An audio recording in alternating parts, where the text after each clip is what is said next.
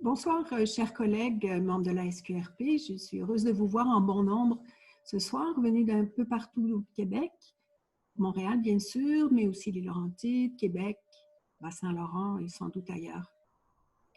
Je me présente, Marie-Noëlle Pichelin, je suis présidente de la SQRP. Aujourd'hui, nous allons échanger sur le thème « Écrire pour le plaisir ». Comment se fait-il que des rédactrices et des rédacteurs comme nous, qui passons nos journées à écrire pour d'autres, peuvent avoir l'envie, le temps et même l'énergie de se mettre à écrire pour le plaisir, donc, et pas seulement pour gagner leur vie. Ainsi, vous êtes sans doute au courant que plusieurs de nos membres ont réussi non seulement à terminer le livre qu'ils ont commencé à écrire, mais aussi à le faire éditer. C'est le cas de Yann Fortier, de José Boudreau, que nous entendrons tous les deux tout à l'heure, également de Jeanne Pinchot, Jean-Yves Girard, Gilles Trudeau, Alain Boucher, pour ne nommer que ces personnes, dont plusieurs sont parmi nous ce soir. Et certaines et certains font d'ailleurs partie de la prestigieuse UNEC, l'Union des écrivaines et des écrivains québécois. D'autres de nos membres souhaitent développer des projets d'écriture personnelle et d'autres participent à l'occasion à des ateliers d'écriture professionnelle et littéraire. J'ai donc pensé à vous proposer l'événement d'aujourd'hui qui commencera par un entretien donc avec deux de nos collègues, Yann Fortier puis José Boudreau, qui ont tous deux fait paraître l'un pour le premier un roman et pour le deuxième un guide relié à la rédaction. Suivront par la suite questions et échanges, incluant des témoignages d'autres collègues qui ont, elles ou eux aussi, édité un livre. J'aimerais d'abord vous présenter Yann Fortier. Yann est membre agréé de la SQRP depuis 2018. Il a plusieurs cordes à son arc, plus sans doute que la plupart d'entre nous, vous allez voir. Il est bien sûr rédacteur pigiste, directeur général de l'exposition WordPress Photo Montréal, qui évidemment est suspendue pour son édition 2020. Il est aussi formateur, notamment pour Infopresse. Yann a publié en 2015 un premier roman qui porte le titre « L'angoisse du paradis » et il y a quelques semaines un deuxième, « Né pour être vivant » aux éditions Marchand de Feuilles. Ce deuxième roman a obtenu une couverture de presse abondante et élogieuse, ce qui est tout à l'honneur de Yann, alors qu'un grand nombre de romans sont publiés au Québec et dans les pays francophones en général, et souvent, j'ai presque envie de dire la plupart d'entre eux passent inaperçus. Alors, on peut donc féliciter notre collègue à qui je vais poser quelques questions maintenant. Alors, Yann, voici la première question que j'aimerais te poser. Pourquoi as-tu ressenti le besoin d'écrire et plus précisément d'écrire un roman? Je vais commencer par un aparté. C'est d'ailleurs à peu près tout ce que je fais dans dans mes livres. Donc c'est intéressant la prémisse que tu avais tantôt avant quand tu disais qu'est-ce qui fait que qu'un rédacteur professionnel veuille écrire pour le plaisir. En fait, je dirais que dans mon cas, puis j'imagine que c'est dans le cas de plusieurs personnes aussi, c'est parce qu'il y a des gens qui ont d'abord commencé à écrire pour le plaisir, qui sont devenus des rédacteurs ou des rédactrices professionnelles. Tu sais. Puis dans mon cas, en tout cas, ça a vraiment été ça. Puis alors que quand j'étais plus jeune, ado, tout ça, ben, j'ai peut-être écrit d'une part pour le plaisir ou d'autre part comme une espèce de passage catharsique, là, comme plusieurs peuvent avoir. Puis finalement, ben, pour découvrir qu'à travers ça, ben, les mots pouvaient avoir aussi un certain pouvoir. Puis qu'on pouvait littéralement en vivre, si on veut, comme rédacteur. La comparaison est bonne. Ensuite, fait que là, c'est ça. C'est quoi ta question? Ma question, c'est pourquoi un jour tu t'es dit, je vais écrire un roman? En fait, j'avais déjà. C'est quelque chose que je portais en moi, mais je me disais, bon, ben, j'ai pas vraiment le temps. Puis surtout, à chaque fois que je commençais à écrire ce qui pouvait potentiellement devenir un roman, je me butais toujours à peu près aux mêmes obstacles.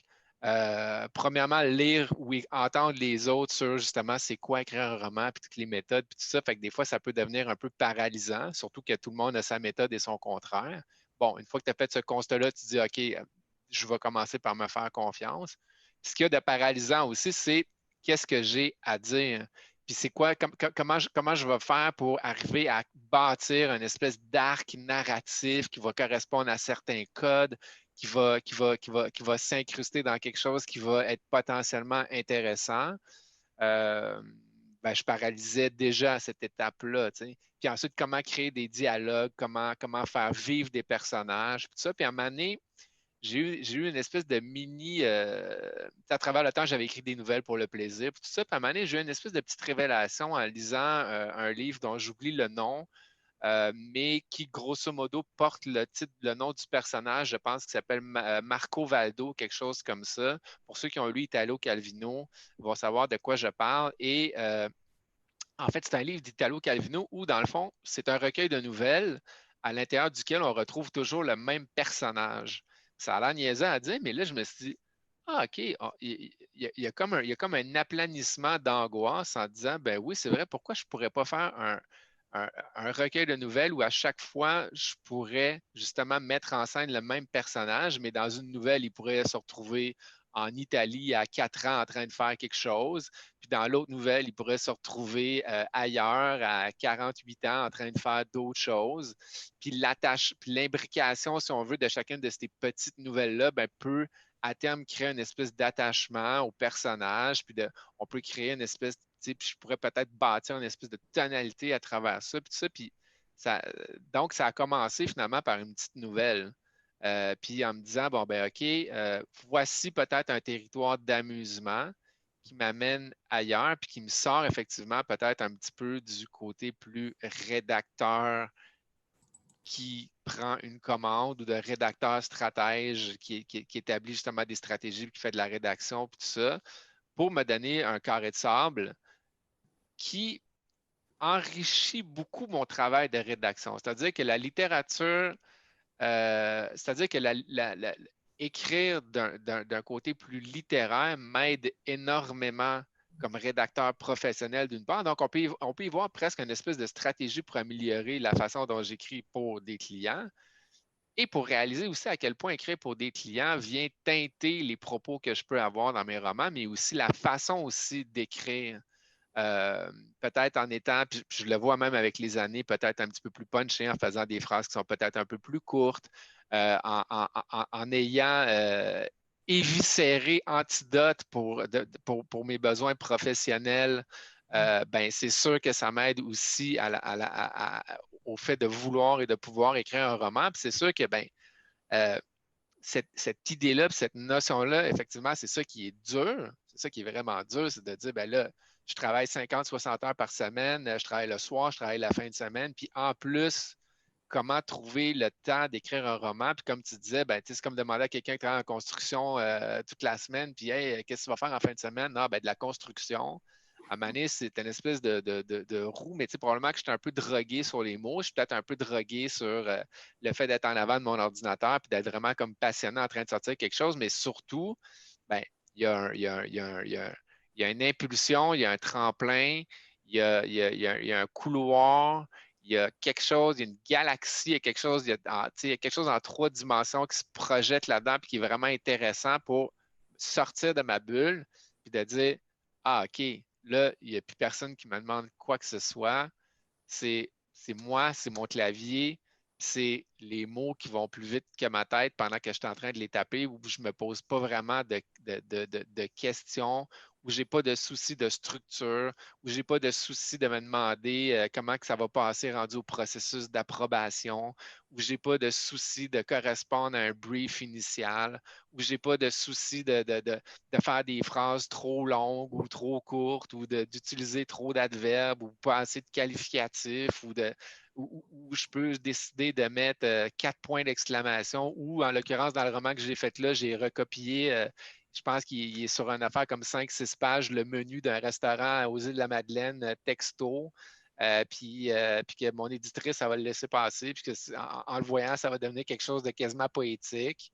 C'est sûr que ce carré de sable-là, paradoxalement, même s'il demande plus de temps, je dirais, nourrit et énergise ensuite ce que je peux faire comme rédacteur professionnel. Donc, ça devient presque encore là un investissement mental, un investissement presque physique, puis un investissement même tangible en matière ne serait-ce que de rendement, de rapidité. Je veux dire, je livre très vite ce que j'ai à livrer à mes clients parce que justement, j'acquiers des techniques, des observations, peut-être un degré de confiance que je ne soupçonnais même pas. Puis là, on ne parle pas d'il y a 10 ans là, que je ne soupçonnais même pas, il y a peut-être 2 ans et demi, 3 ans. Là. Donc, donc, ça permet de m'améliorer dans mon travail, de travailler probablement plus vite, de travailler mieux. Donc, cette passerelle entre les deux euh, rend pour moi la chose intéressante au-delà du fait d'écrire un roman, au-delà du fait d'écrire une histoire ou puis, j'aurais même tendance à dire au-delà du fait qu'à la fin, on soit publié ou pas, dans le sens où c'est là que je reviens au plaisir et à l'essence même d'écrire, puis du pourquoi peut-être qu'on a tous commencé à écrire un jour dans un calepin avec un stylo, ou en l'occurrence, dans mon cas, j'écrivais sur les murs de ma chambre en faisant des signes d'anarchie partout, puis bon, des slogans que je renierais sans doute aujourd'hui. Mais ce plaisir-là, de pouvoir retrouver ce plaisir initial-là, pour moi, m'apparaît quand même intéressant. Peu importe les résultats ensuite, peu importe qu'on soit publié ou pas, puis qu'une fois publié, on soit dans les médias ou pas, puis qu'une fois qu'on soit dans les médias, ce rayonnement-là te procure ou pas des ventes. Ensuite, ça devient comme un gros bonus. Mais je pourrais, pour témoigner, je pourrais vous dire qu'actuellement, ces dernières semaines me font réaliser à quel point tout ce que j'aime le plus dans ce processus-là, c'est de l'écrire, le motadine de roman. T'sais. Honnêtement, là, faire une entrevue dans des médias, puis voir l'article publié, puis là, de se demander si ça va générer quelque chose, puis là, en quelque part, jaillit un peu ce que je deviens en me posant ce genre de questions-là, parce que j'ai pas besoin de me poser ces questions-là dans la vie, mais tabarouette que c'est le fun de l'écrire. Puis ça, ne serait-ce que ça, si on y consacre un peu de temps, je pense que ça vaut la peine. Et tu es en train de dire, en exagérant un petit peu, que ce qui est le plus agréable, c'est l'écriture elle-même et un peu moins le fait d'être publié et encore plus de te voir suivre, de voir plusieurs articles parus à ton sujet? C'est-à-dire que dans mon, comment je dirais ça? Je pense que c'est la zone entre le plaisir d'écrire et de gagner le prix Goncourt. Entre les deux, c'est ça qui est tough. C'est-à-dire? C'est-à-dire que j'aime beaucoup écrire, j'aimerais beaucoup gagner le prix Goncourt, mais entre les deux, je trouve ça tough. L'un ou l'autre, c'est ça? C'est un peu ça. Fait que tant qu'à ça, puis je fais des blagues, mais dans le sens où justement, je pense que j'aime mieux m'ancrer dans ce plaisir-là d'écrire que dans celui de vivre l'angoisse. Je dis l'angoisse, là, honnêtement. On s'entend que c'est pas angoissant, là, mais je vais quand même continuer d'utiliser ce mot-là pour la forme et la caricature. L'angoisse du résultat ou l'angoisse de la perception. Écoute, c'est rendu là que quelqu'un que je connais à peine qui me dit que j'aime ça, puis c'est comme s'il était en train de dire qu'il était tombé en amour avec moi, puis que, nanana, là, j'ai pas besoin de. Je réalise que j'ai pas. Que c'est pas quelque chose nécessairement dont j'ai besoin puis que j'aime. Donc, mais le plaisir d'écrire, lui, vraiment, je réalise à quel point que dans tout le processus, c'est vraiment ce que j'aime le plus. Si tu veux aller voir s'il y a du monde qui sont. Mais tu sais, il y a comme un. C'est ça. Il y a vraiment comme un côté qui est très. C'est ça. C'est vraiment Mais plus ce côté-là que j'aime. Et il y a aussi l'aspect liberté, évidemment, mais tout à l'heure, tu parlais de tous Bon, quand on travaille pour un client ou une cliente, c'est sûr qu'il y a des délais, c'est sûr qu'il y a des sujets, ça va de soi, c'est sûr qu'il faut être briefé, c'est sûr qu'il faut être validé. J'imagine que c'est un grand plaisir de, comme tu disais tout à l'heure, de mettre 4 points d'exclamation si ça nous tente, ou de mettre un menu sur 4 pages. Cet espace de liberté par rapport à travailler pour quelqu'un d'autre, ça doit être merveilleux. Oui, vraiment, vraiment. Puis je reviens à ça, l'un nourrit l'autre pour moi. Tu sais, souvent, j'ai vu du monde là, à travers les années du monde, là, genre, j'ai lâché ma grosse job en agence payante pour aller élever des chèvres en Suisse et écrire enfin mon roman. Tu sais, je veux dire, pour moi, tu peux faire les deux. C'est pas. C'est comme si tu étais 100% pur ou 100% Mm. euh, capitaliste, véreux, en train de faire des choses au profit des gros méchants clients. Il y a comme, moi, je pense qu'on peut faire vivre une passerelle très, très saine et très porteuse entre les deux. Puis, encore là, pour moi, c'est en relation, chacun nourrit l'autre et rend l'un et l'autre plus agréable, à mon sens. Oui. Ça, Non, ça amène vas-y. à la deuxième question que je voulais te poser pour permettre la discussion après avec les collègues. De façon très pratico-pratique, euh, comment tu as fait pour trouver le temps, pour trouver l'énergie, pour trouver, bon, pendant que tu écrivais, j'imagine qu'il y a peut-être des contrats que tu as refusés, ou donc de l'arrivée d'argent qui ne s'est pas faite. Comment tu t'y es pris? Parce que ça, c'est vraiment la question fondamentale et tu viens de l'aborder aussi avec les bergers au fond de la Suisse en train d'écrire un roman. Oui, ben, tu sais, encore là, la réponse est un peu délicate dans mon cas. Mais tu sais, je pense que je pense que c'est accessible quand même pour tout le monde.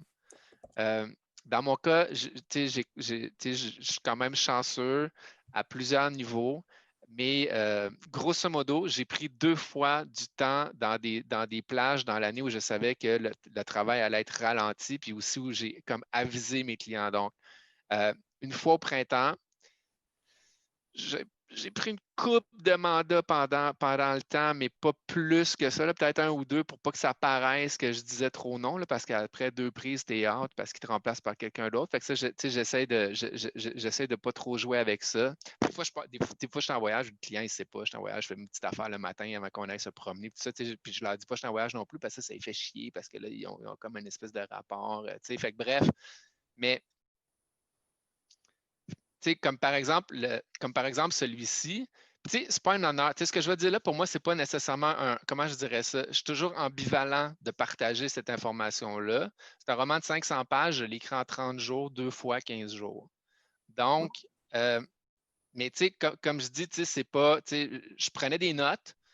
J'ai pris des notes pendant un an, genre dans mon iPhone. J'avais peut-être une douzaine de pages de notes, puis j'ai juste vidé mes notes quasiment dans l'ordre. Puis j'ai comme fait éclater toutes les notes que j'avais prises d'une façon. Je dirais que c'était beaucoup de discipline. Donc, à titre d'exemple, je me levais vers 5h30, 6h le matin. J'allais courir une demi-heure, puis j'écrivais jusqu'à vers 11h, 11h30 le soir, sans arrêt non-stop. Donc, puis surtout, je sortais de ma zone. Donc, la première fois, j'étais parti ailleurs pendant 2 semaines. Puis j'étais tout seul, évidemment. Puis là, je faisais mon affaire. Puis là, c'est comme, OK, de 6 heures à 1 an, puis là, sans arrêt. Puis là, peut-être aux 4 jours, j'allais faire l'épicerie, puis je revenais, puis je me faisais vraiment comme de la bouffe vite, vite. Puis là, j'écoutais du Philippe Glass, là, tout le long. Puis là, je faisais mon affaire, puis j'écrivais mon truc. Puis la deuxième fois, mon père, il n'est pas là, il habite à Québec l'hiver. Fait que je suis allé l'hiver, puis là, je l'ai fait juste avant le temps des fêtes. Fait que là, il n'y a pas vraiment d'enjeu client, là, genre grosso modo, mettons du 11 au 24, là, ou quelque chose comme ça. Fait que là, c'est là que j'ai fait la deuxième partie. Évidemment, ça, c'est le premier jet. C'est ce jet-là où tu ne te poses pas de questions. Là. C'est comme, il faut que tu te débarrasses de tes réflexes, il faut que tu apprennes à désapprendre. Il ne faut pas que tu essayes trop de, tu t'éclates. Là, moi, ben, je dis ça, mais dans mon cas, c'était ça. Fait que, je m'éclatais, puis je tripais, puis je riais tout seul, puis bon, etc. Oui, parce que ça, c'est pas des romans non plus, là, très, c'est pas genre on s'ouvre les veines, là, ce que je fais là. Fait que, il y a comme quand même ce côté-là qui est peut-être plus facilitant aussi. Mais c'est drôle parce que je tripe aussi comme un rédacteur. Je fais des recherches pendant que je suis en train de faire ma rédaction, tout ça. Mais bref, donc, dans le fond, dans mon cas, c'est de me réserver des plages ultra, ultra, ultra intenses à l'extérieur un petit peu de mon temps, puis idéalement de ma géographie, donc de mon espace. Bon, ben ça, je sais que ce n'est pas nécessairement non plus accessible à tout le monde. Par contre, une fois que j'ai fait ça, ben, c'est sûr qu'après ça, pendant 1 an, pendant 2 ans, ben là, c'était plus à la maison une fois que le jet est fait, je décortique quasiment chaque mot. Là, puis pendant peut-être 1 ou 2 fois, je refais des phrases, je refais tout, mais le squelette est vraiment là. Puis après ça, ben, c'est de la révision, de la révision, de la révision. Je l'ai relu peut-être 20, je peut-être passé 20, 25 fois à travers. puis jusqu'à temps qu'à un moment donné, ben, il soit jugé comme étant prêt. Mais c'est vraiment, pour moi, c'était ça. C'est vraiment une espèce de temps ultra discipliné. Mais est-ce que je vais faire ça pour le prochain si j'en fais un prochain? Je ne sais pas, tu sais. À un moment donné, tu sais, entre les deux, j'ai fait un recueil de poésie. Je l'ai envoyé genre à 40 maisons d'édition. Ils ne m'ont même pas répondu. Moi, je trouvais ça vraiment bon. Donc, mais ça, je l'avais fait à partir d'ici, tu sais. Donc, puis là, c'était un peu le contraire. En fait, c'est pas vrai, ça, je le faisais à partir de mon téléphone au complet. T'sais. Mettons, même des fois le soir ou n'importe quoi, ou même genre, puis là, j'écrivais des affaires, des idées, puis là, je pouvais le compléter avec mon téléphone, puis là, après ça, le transposer dans mon ordinateur. Moi, je pense pas qu'il y a de formule magique. Je pense qu'il y a une discipline, puis qu'elle doit être récurrente. C'est surtout ça. Fait qu'est-ce que c'est genre, j'ai l'habitude de me réveiller à 6 heures, je me lever à 5 heures? Ah, c'est peut-être ça. Est-ce que je le fais le dimanche matin pendant 4 heures? C'est peut-être ça. C'est comme le reste, tu sais, 4 heures, ah ouais, c'est pas beaucoup 4 heures. Ben 4 heures fois 50 semaines, ben, tu es rendu à quoi? Tu es rendu à 200, puis tu multiplies par 300, tu es rendu à 600 heures. Ben 600 heures, il y a bien des chances que si tu as cette discipline-là minimale, tu puisses arriver à quelque chose, à mon avis, qui puisse commencer à être consistant. Mais c'est vraiment ça. Pour moi, c'est vraiment cette notion-là de discipline, tu sais, c'est vraiment plus axé là-dessus. C'est-à-dire que je m'amuse avec sérieux, je dirais. Parfait. Merci Yann. Ce que je vous propose pour varier un petit peu le rythme, c'est si vous avez des questions à poser ou des témoignages, et puis j'aimerais qu'après, on donne la parole à Josée. J'ai suivi Josée puisqu'elle a été ma collègue à la Ville de Montréal pendant plusieurs années et je l'ai pas accompagnée, mais je l'ai vue de très, très près en train de travailler sur son dernier ouvrage. J'aimerais qu'elle vous en parle, mais en attendant, si vous avez des interventions ou des questions à poser à Yann. Moi, j'avais une question sur ton processus d'écriture, quand tu disais que tout le monde avait sa recette et son approche. Je sais qu'il y a des auteurs qui vont tous cartographier leur histoire de A à Z, puis savoir exactement tout ce qu'ils vont dire avant de s'installer puis de trouver les mots. Puis il y en a d'autres comme Stephen King qui vont juste, moi je connais très bien mes personnages, j'ai comme une situation initiale, on va voir où est-ce que ça s'en va. Toi, ça se situait où là-dedans? Comme à quel point le livre, avant que tu t'installes à l'écrire, était prêt, puis à quel point tu t'es comme laissé le découvrir en l'écrivant? Ben, tu sais, en fait, il y a deux réponses. L'angoisse du paradis, c'était vraiment ça, un peu comme Marco Valdo. Là, ouais, c'est ça, Mélanie nous a envoyé le lien derrière tantôt. Là, merci dans le chat. Le premier, c'était vraiment ça, un personnage des nouvelles. Puis là, Mané, ben, l'éditrice, elle a dit, ben, OK, mais je voudrais que tu fasses un roman avec ça. Fait que là, il a fallu que je fasse comme des liaisons pour pas que ça paraisse, là, si on veut, là, pour faire des jumps et tout ça. Fait que c'était comme une job d'un peu de couture puis de découpage. Mais c'était simplement ça. Puis moi, j'ai beaucoup aimé ça, en fait. Moi, si j'avais eu un scénario Baguette Magique, je l'aurais gardé tout simplement un recueil de nouvelles, un peu sur le même modèle qu'Italo Calvino, parce que justement, c'était juste un personnage. Tu peux avoir un flash, tu marches dans la rue, tu as un flash, tu dis ah, je vais mettre mon personnage avec ce flash-là, je vais le faire éclater, puis je vais avoir déjà une première nouvelle. Puis une fois que tu en as entre 10 et 15, ben guess what, tu es rendu peut-être à 200 quelques pages. Le deuxième, j'avais une fine idée, c'est-à-dire que le deuxième, c'est comme j'ai comme inventé c'est comme j'ai comme écrit la biographie, c'est la fausse biographie d'une vraie chanson avec d'un vrai chanteur. Donc, ça s'appelle Le Né pour être vivant. C'est la traduction d'une chanson disco qui s'appelle Born to be Alive. Puis j'ai fait 500 pages autour de ça. J'y ai inventé son enfance, j'y ai inventé son adolescence, j'ai inventé tout ce qu'il a pu penser, tout ce qu'il a pu faire pendant qu'il y avait le succès, puis tout ça. Euh, donc, ça, c'était une des premières couches, disons, donc inventer la vie de quelqu'un. On dirait que ça dédouanait puis ça simplifiait une coupe d'affaires. Puis en même temps, l'autre histoire, je voulais imbriquer une espèce de petite tragédie, là, un petit doute là, qu'il allait peut-être se passer un petit peu quelque chose. Fait que ça, je l'avais en arrière de la tête. Puis je l'ai comme développé un petit peu, mais pas plus. Fait que, tu sais, expression qu'on entend beaucoup de ce temps-ci, là, effectivement, tu sais, j'ai beaucoup construit l'avion pendant qu'il était en train de voler. Tu sais. C'est vraiment ça. Puis j'ai de la misère à faire autrement. Peut-être d'ailleurs parce que justement, tu sais, je suis tellement comme on est tellement pogné dans nos briefs, tout ça, qu'on dirait que travailler, ne serait-ce que même de travailler avec un modèle, ça serait comme encore là trop paramétrant si ça existe. Là. Donc, c'est toujours peur, la SQRP, de la façon dont j'écris puis je parle. Mais, fait que, Pas le tu sais, seul, Yann. Pas le seul. alors que, tu sais, j'imagine bien, puis je peux me tromper, puis manière tu sais, José, j'imagine que quand tu fais un livre, justement, comme le guide que tu as fait, ben justement, tu sais, j'imagine que tu dois savoir un peu où tu t'en vas. J'imagine que tu as peut-être fait une partie de ton sommaire, ta table des matières d'avance, alors que de mon côté, ben c'est ça, tu sais, c'est plus organique. C'est vraiment plus comme, c'est ça, organique, mais justement pour laisser aller. Puis des fois, ben, c'est parce que je suis comme bon, je suis comme un genre de. Je suis comme un bon spin doctor pour moi-même. Parce que j'allais dire, je peux pogner un mur, mais on dirait que quand je pogne le mur, je fais juste. Je fais juste. Je construis la route autour, puis je le continue sans trop que ça paraisse, je pense. Ça t'es-tu arrivé, comme tu dis, de te peinturer dans un coin et ou d'aller dans une direction que tu ne serais probablement pas allé là, ça a fait un beau schéma parfait là, à la de Hero's Journey, où est-ce que tu remplis les trous. Là. Sûrement, mais pour vrai, moi, j'ai toujours dit, je rêve de quelqu'un qui me dirait voici le roman que j'aimerais que tu fasses, voici le nom des chapitres, puis voici qu'est-ce qui va se passer, résumé en, mettons, 3 pages. Là. Je rêverais de faire ça, honnêtement, là, parce que justement, je serais curieux de voir qu'est-ce que ça pourrait donner, puis qu'est-ce que je serais, juste par curiosité intellectuelle, ce que je serais capable de produire là-dedans. Mais non, effectivement, je ne me suis jamais vraiment inscrit là-dedans. Puis, on peut l'essayer, Yann.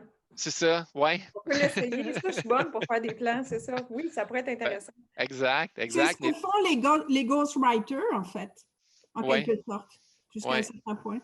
Tu sais, faire voyager, je fais voyager mes personnages de façon physique, autant dans le temps que dans l'espace, dans la géographie. Puis bon, ben, je veux dire, le gars, il est millionnaire, honnêtement, c'est plus facile parce que tu peux vivre, ou tu peux faire vivre certains fantasmes qui sont plus faciles. Puis de le transposer dans une autre époque aussi, tu es moins challengé que si ça se passe à Sanguinette, Ontario, puis que là, la personne, elle va dire ouais, mais là, tu dis que la maison a 3 étages, elle en a 4, parce qu'il y en a qui lisent des romans avec une espèce de filtre ou un regard encyclopédique, là, ils ont de la misère à se laisser aller. Là, donc de ce côté-là, c'est pour ça aussi que j'aime ça sortir de ma géographie, puis même de la façon dont j'écris d'habitude. C'est un peu franchouillard, un peu la façon dont j'écris, je dirais. Alors que ça correspond. J'entends pas de mots québécois dans ma tête quand j'écris. Dès que je commence à écrire quelque chose de roman, pour moi, c'est quelque chose qui est vraiment plus franchouillard que québécois. OK, merci. José, veux-tu nous expliquer un petit peu ton cheminement? Je sais que tu as écrit plusieurs livres, dont des romans. Vas-y. En fait, pas de romans, mais des recueils de nouvelles, sauf que c'est ça, Yann avait l'impression que j'étais très, très structurée. Les gens croient toujours ça de moi, alors que je suis une créature foncièrement mystique, organique et impulsive, qui s'est ajoutée au fil des années une couche d'organisation. C'est de la paresse, c'est pour ne pas avoir à me répéter, puis c'est pour aller direct au but. J'ai appris à m'organiser et c'est cette philosophie-là qui m'a aidée à finalement concrétiser mes projets. Moi, si on peut dire, la façon que je vis ça, cette écriture-là, les histoires, les personnages me choisissent. Comme on dit, on est le médium, dans le vrai sens du terme, le médium du projet. Les histoires, les personnages me choisissent et me talonnent ensuite pour que je leur donne vie. Des fois, ça ne fait pas toujours mon affaire. Des fois, j'ai peur de ne pas leur rendre justice. Contrairement à Yann, l'acte d'écrire n'est pas extrêmement plaisant parce que je dois faire le deuil que c'est jamais aussi beau que je le vois dans ma tête un coup que ça apparaît sur papier. Mais en même temps, j'ai découvert que si on donne rendez-vous au texte ou à l'histoire, les mots sortent. Il ne faut pas attendre le bon moment. Quand j'ai fait le guide impertinent du rédacteur, tu sais, Marie-Noël, ça a traîné assez longtemps. Et c'est ça, comme tu disais, Yann, je suis genre à faire des plans, mais c'est juste que c'est ça, ça roulait dans ma tête et je me disais, ah oui, il faut que je parle de ça, il faut que je parle de ça, il faut que je parle de ça. Au fur et à mesure que je m'entendais parler aux collègues, aux stagiaires et tout, je me disais, ah oui, ah oui, ah oui. Donc, j'avais déjà l'idée de ce que je voulais dire, mais pas nécessairement comment j'allais le dire. Et la façon que j'ai réussi à concrétiser mes projets, j'ai écrit 3 livres jusqu'à maintenant, c'est de me faire un véritable échéancier comme je l'ai fait au travail. C'est d'ailleurs, c'est ça, Yann, tu parlais d'exercice du fait d'écrire. Moi, en fait, si j'écris, c'est pour renouer avec ma voix à moi. Parce que nous, rédacteurs, on prête notre voix à quelqu'un d'autre. Et mon premier recueil de nouvelles, je l'ai fait avec une graphiste avec qui je travaillais depuis une dizaine d'années à faire des publications. Et là, ça traînait et tout et tout. Et à un moment donné, j'étais chez moi, ça m'a carrément dit dans ma tête, mais fais comme tu fais au travail, fais un échéancier, travaille avec Suzanne. J'ai dit, quelle bonne idée. J'ai contacté Suzanne, je lui ai dit, Suzanne, ça fait quoi 10 ans qu'on travaille ensemble? J'ai dit, ça fait des centaines de publications qu'on fait. J'ai dit, j'écris, tu illustres. J'ai dit, ce n'est jamais mes mots, mon inspiration, ce n'est jamais, tu fais jamais les dessins que tu voudrais faire. J'ai dit, qu'est-ce que tu en penses qu'on ferait un projet, là, qu'on signe enfin avec nos noms? J'ai dit, je te donne carte blanche pour l'illustration, tu me donnes carte blanche pour le texte. Et ça a donné ça et on a été publié par Québécois. Je suis extrêmement fière du projet. C'est ça, tandis que ça s'est quand même bien fait. Mon cerveau est plus formaté aux nouvelles littéraires qu'aux romans, parce que j'en ai vraiment beaucoup lu. Tu sais, quand tu dis, Yann, que ça ne parle pas en québécois dans ta tête, on est influencé parce que ce qu'on lit probablement. Et moi, c'est ça, j'ai lu beaucoup, beaucoup, beaucoup l'âge d'or de la science-fiction. On en parlait avec Lison d'ailleurs la semaine passée. J'adore la science-fiction, comme je dis, l'âge d'or, les années 30 à 50, les Clifford Decimac, je ne sais pas, je dis Robert Silverberg, qui est peut-être après ces années-là, mais Isaac Asimov. C'est ça, je me suis nourrie à cette formidable nourriture-là. Donc, mon cerveau est formaté à la petite nouvelle littéraire. J'ai constamment des idées qui se bousculent dans ma tête. Donc, qu'est-ce qui est drôle, c'est que l'écriture du guide impertinent du rédacteur, ça ressemblait un peu à ça. J'avais déjà tout fait ma structure, je l'ai bougé bien des fois, c'est ça, des fois on cherche ça va là-dedans. À la place, je vais faire une section comme ça, en tout cas. Et là, après ça, je me suis fait un échéancier. J'avais 16 jours de vacances dans le temps des fêtes. J'avais 1 million de notes, comme toi, Yann. D'ailleurs, moi, j'utilise Google Keep. Je trouve ça extraordinaire. Google Keep, j'ai un paquet d'étiquettes, idées d'histoire, idées de livres, n'importe quoi en tout cas. Fait que là, j'ouvre n'importe quel appareil qui est à portée de ma main, je jette les idées dans Google Keep avec l'étiquette appropriée, puis ce matériau-là sera malaxé plus tard. Mais comme on dit, grosse brosse, petite brosse et chamois. Au début, il ne faut pas espérer que ça va sortir beau, là. Il ne faut pas espérer, ça ne va pas sortir beau. On commence par sortir les ingrédients, comme quand on cuisine. Hein? On sort les ingrédients en brut. Donc, ça va sortir n'importe quand. Comme là, je vous annonce qu'il y a un guide impertinent de l'auteur qui s'en vient, puis ça s'est déclaré dans une piscine. Donc là, j'ai été obligée de sortir. J'allais écrire des notes dans Google Keep avant de les oublier. Je revenais me tremper. Donc, on ne sait jamais quand ça va frapper. Et autre chose aussi, cette inspiration initiale-là qui nous frappe, il ne faut pas penser qu'elle va revenir pour mettre le projet en chantier. Elle ne reviendra jamais aussi forte. Donc, ne faites que noter, noter, noter, noter. C'est une espèce de feu qui va vous prendre pendant une couple de jours ou une couple d'heures. Notez tout, tout, tout, tout, parce que vous allez l'oublier. Dites-vous pas, c'est extraordinaire, je vais m'en rappeler. Notez, notez, notez, et ensuite, n'attendez pas de retrouver cette ferveur-là. Elle ne reviendra pas. Donnez rendez-vous au projet. Donc, c'est là que j'y arrive. Après avoir sorti tous les ingrédients pendant des mois, m'être entendu radoter à mes collègues, à mes stagiaires, tous mes conseils, puis là, je me disais, il faut que je mette ça par écrit, ça n'a pas de maudite allure. J'ai donné rendez-vous au projet, encore une fois. J'ai consacré 16 jours de congé de Noël habillée en voleuse de dépanneur. Ça, c'est mon uniforme officiel de travail. C'est habillée en beau avec une espèce de veste informe rose mauve que j'ai acheté au village des valeurs que je me mets par-dessus la tête quand j'ai froid. C'est mon uniforme de voleuse de dépanneur. C'est ça. Donc, j'ai passé 16 jours déguisée comme ça. Et là, j'avais morcelé, j'avais exactement 75 entrées à faire pour mon guide impertinent du rédacteur. J'avais tout fait la liste de toutes les choses, autant l'introduction, les remerciements. Ben, en fait, il n'y a pas de remerciements, mais la table des matières, le résumé et tout. J'avais 75 entrées à faire ou à finir. Je me suis fait un code de couleur. Les entrées pour lesquelles j'avais déjà des notes, celles pour lesquelles j'avais déjà un jet, celles qui étaient terminées, celles qui étaient à faire. Et là, j'ai séparer ça en 16 en me donnant un objectif. Il faut que j'en écrive, par exemple, 3 par jour, j'en finisse 2 par jour, j'en révise tant par jour, et j'ai essayé de suivre mon échéancier. Et même quand j'étais désespérée, puis je me disais, j'ai pas de maudite idée, puis je veux vraiment savoir comment finit Game of Thrones, et je ne sais toujours pas d'ailleurs, je m'installais avec mon laptop sur les genoux, là j'ouvrais la page qui correspondait à l'entrée. J'avais déjà l'idée du titre, comme Rendre à César, ce qui est à César, par exemple. J'avais déjà l'idée de ce que je voulais dire dans cette entrée-là. Et là, c'est là que je mettais la switch, comme on disait, à médium. Soudainement, ça me venait dans la tête. Ça pouvait être un bruit, ça pouvait être une anecdote, ça pouvait être une question. Ça vous est déjà arrivé, vous, de telle affaire où « Oh non, ça recommence, on me demande encore telle chose. » J'ai essayé de varier mon introduction. D'ailleurs, ça, c'est des défis que je me lance quand j'écris des nouvelles littéraires. Commencer par un bruit, changer de temps de verbe, écrire au présent, écrire l'imparfait, écrire au passé composé. C'est ça, je me lance des défis d'écriture comme ça, essayer de mettre du rythme. Si vous êtes intéressé par l'écriture, d'ailleurs, je vais partager avec vous mon conseil à 300 $. Le pire cours que j'ai jamais eu, puis j'en ai eu 47 cours universitaires, je crois. Écoute, le cours était tellement plate que le professeur s'est évanoui dans la classe. Je pense qu'elle s'est endormie elle-même. Ça s'appelait Théorie de la création littéraire. Il n'y avait aucune structure. La dame arrivait en avant avec un papier où elle avait noté des idées qui avaient passé par la tête. Pendant la semaine, elle partageait ses impressions. Sérieusement, on se regardait tout le monde, on disait quel examen elle va nous faire avec ça. Puis effectivement, c'était n'importe quoi. Ça a été horrible. Ça m'a coûté, je pense, 330 quelques dollars. Sauf qu'à un moment donné, elle a dit une chose qui a changé ma vie d'écrivaine et de rédacteur. Et elle l'a dit exactement dans la semaine où j'avais pris pour terminer mon premier recueil de nouvelles. D'ailleurs, je fais du coq à l'âne. C'est juste pour revenir, parce que si vous êtes intéressé au processus, un coup que j'avais fait mon premier recueil, j'avais un paquet de nouvelles puis toutes sortes d'affaires. J'ai dit, il faut maintenant que je prenne le matériau, je le peaufine, puis que là, je le relise et que je le relise, puis que je fasse de l'uniformisation. Donc, j'ai annoncé à mon patron que je passerais une semaine en pyjama à fumer beaucoup de cigarettes, à réviser mes trucs, et j'avais fait un échéancier pour la semaine.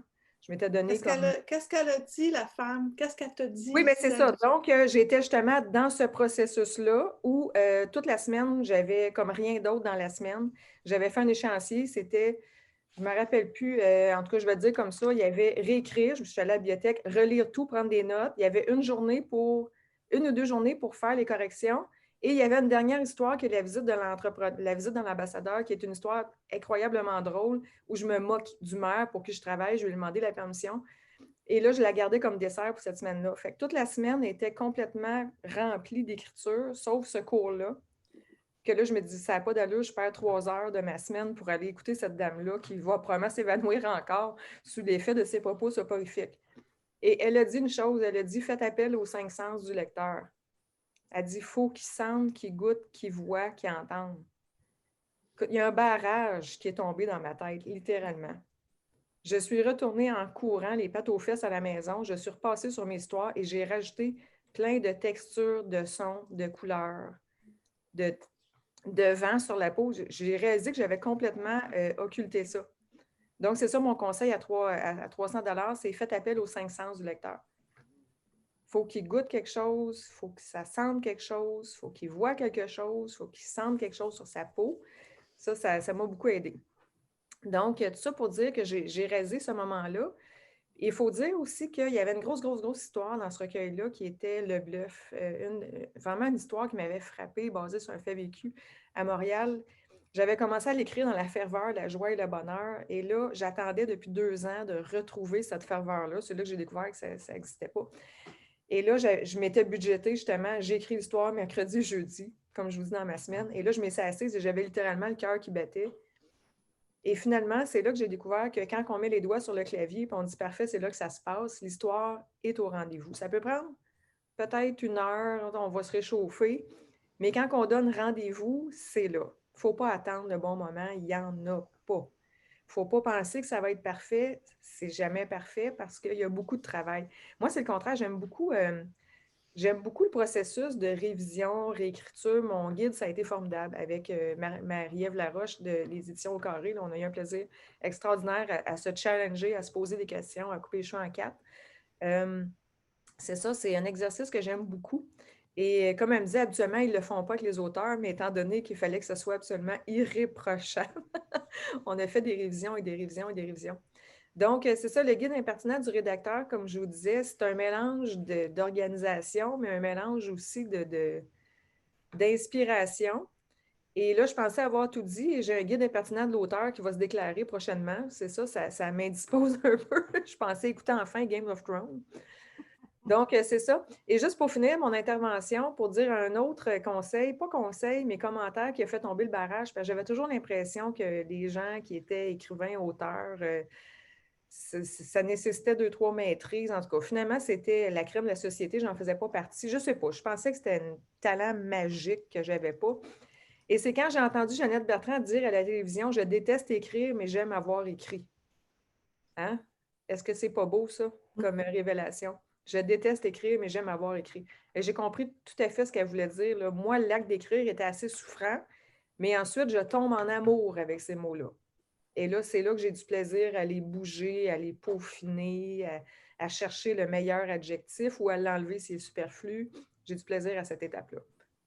Mais Josée, tu as l'air de dire que, on parle de page blanche, on devrait dire écran blanc. Tu as l'air de dire que quand tu t'installes devant ton ordi pour écrire, l'inspiration vient quasi automatiquement? Bien, en fait, c'est 18 ans de chargé de communication à écrire des discours et des allocutions, des fois en 20 minutes quand ça ne me le dit vraiment pas, puis je ne connais pas le sujet.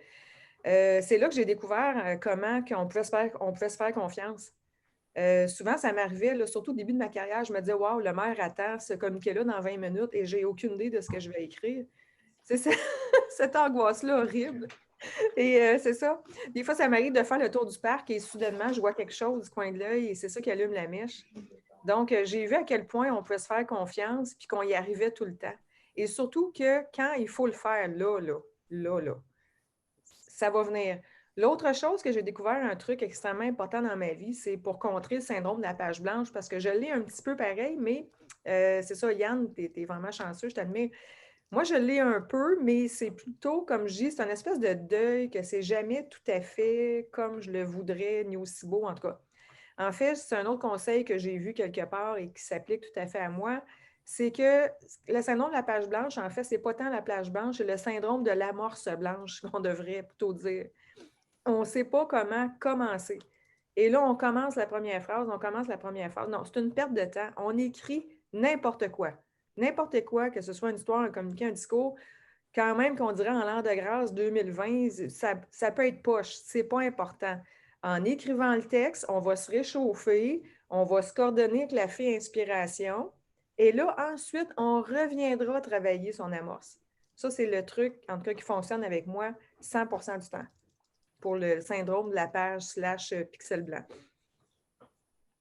Oui, je voulais juste revenir sur ce que Mme Loubert disait. Je m'excuse, c'est ça. Il y a deux techniques, puis depuis toujours, les gens se demandent toujours laquelle est la meilleure. Il y a, comme on disait, laisser vivre son personnage et il y a déjà tracé son portrait fidèlement à 100% comme vous le faites. Je ne pense pas qu'il y ait de meilleure technique, mais je vous dirais de quand même laisser votre personnage vous surprendre.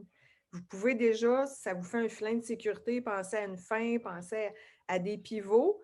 Mais si vous sentez que votre personnage a envie de tourner à droite alors que vous voulez tourner à gauche, je vous dirais peut-être de le laisser aller un peu. Il pourrait vous surprendre. Et attendez pas trop un autre conseil que je vais vous donner. Là, on tombe dans le mystico. Quand je vous disais que les histoires nous choisissent, là, moi, j'ai un antichambre plein de personnages qui sont en maudit de ne pas avoir eu leur tour encore. Et certains sont allés voir ailleurs. Il m'arrive souvent de lire des critiques de films ou Netflix et de me rendre compte, bon, j'avais cette histoire-là, je le disais, la même chose. La même chose, deux exemples, l'histoire de quelqu'un qui se couche puis qui vit une autre vie comme chaque fois qu'il dort. C'est comme deux vies parallèles, puis il se demande c'est laquelle. Bon, ben, j'ai vu un film de Demi Moore avec ça, que ton reflet finalement fait autre chose. C'est toutes des histoires qui me traînaient dans la tête depuis 20 ans. J'en ai plein d'exemples comme ça, c'est les deux qui me viennent donc. L'histoire qui vous a choisi, sauf vous, Sylvie, parce que là, c'est votre histoire, elle ne peut pas choisir quelqu'un d'autre, mais l'histoire qui vous a choisi, attendez pas trop, parce que là, elle vous a confié le projet de lui donner vie. Donc, elle risque de se tromper et d'aller ailleurs. Et soyez pas gênés, vous pouvez être polygame de projet, ça, il n'y a aucun problème avec ça. Vous pouvez avoir tout un beau harem de personnages qui est prêt à se faire développer. Ouais. Passer une soirée avec un, une soirée avec l'autre, il n'y a aucun problème. C'est ça. Je vous donne la permission. Et aussi, de toute façon, en 3 ans, en Chine, on a rencontré tellement de monde et tout ça que je peux aller piger quelqu'un puis décider que cette personne-là va devenir le personnage autour duquel nous, on gravite et non pas que nous, on soit le personnage central. Sylvie, une autre chose aussi, je voulais aussi vous affranchir quand vous avez dit « mais les gens vont se reconnaître » et ça, c'est aussi le drame de tout écrivain. Tout le monde est énervé. Et qu'est-ce qui est drôle? Pour paraphraser Amélie Nothomb, comme elle disait, quand on dépeint un personnage comme un sale con, habituellement, les sales cons ne se reconnaissent pas. Donc, c'est ça, vous avez le champ libre. C'est ça, vous avez le champ libre, les gens ne se reconnaissent pas. Ils vont se reconnaître, par contre, dans un paquet de détails que vous n'aviez pas associés. C'est vraiment étrange. Et l'autre chose, c'est Esther Rochon, qui est une auteure de science-fiction québécoise absolument merveilleuse, qui écrit des choses mystiques et tout. Une petite madame avec les cheveux gris qui a l'air super tranquille, puis elle écrit des choses pleines de sexe, de sang et de science-fiction. C'est formidable. Donc, c'est ça, cette dame-là me disait, elle dit, fais jamais, jamais lire tes histoires par tes amis, ta famille. Elle dit, confie ça à des professionnels. Elle dit, les gens qui ne sont pas dans le métier ne comprennent pas.